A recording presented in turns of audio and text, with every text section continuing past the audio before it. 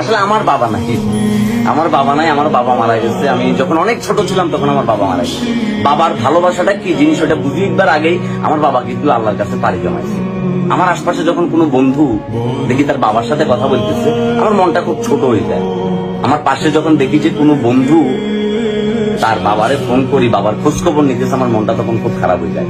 আমি যখন দেখি যে আমার পাশে বসে থাকা কোনো বন্ধুর মোবাইলে তার বাবার কল আসতেছে, এবং কি অবস্থা মনে হয় ব্যাকে কিচ্ছে আছেন। আমাদের আশপাশে আমাদের চারদিকে মাকে নিয়ে প্রচুর পরিমাণে আলোচনা হয়, মাকে নিয়ে প্রচুর পরিমাণে গল্প হয়, যার বিপরীতে বাবাকে নিয়ে খুব একটা বেশি আলোচনা কিন্তু আমাদের আশপাশে কিংবা আমাদের জীবনে হয়ে ওঠে না। অথচ বাবা হচ্ছে একটা শতবর্ষী পুরানো বটগাছ, যেই বাবা আপনাকে ছায়া, ফল, ফুল, শেকড়, অক্সিজেন দিয়ে বড় করতেছে।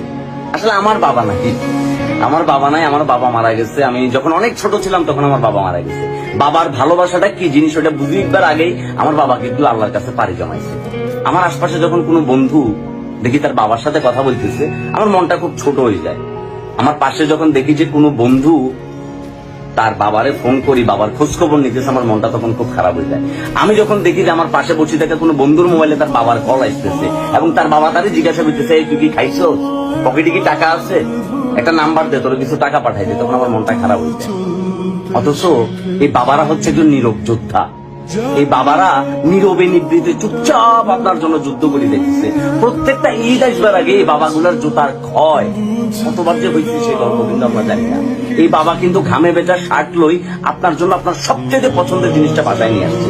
আপনি বায়না করছেন যে আপনার সাইকেল লাগবে স্কুলে, আপনি বায়না করছেন আপনার মোবাইল লাগবে, আপনি বায়না করছেন আপনার কম্পিউটার লাগবে, আপনি বায়না করছেন যে আপনি বন্ধুদের সাথে ট্যুরে যাবেন, আপনি বায়না করছেন যে এইবার ঈদে সবচেয়ে দামি পাঞ্জাবিটা আপনার কিনে দিতে হবে। ওইটার যোগান কিন্তু দিচ্ছে আপনার বাবা।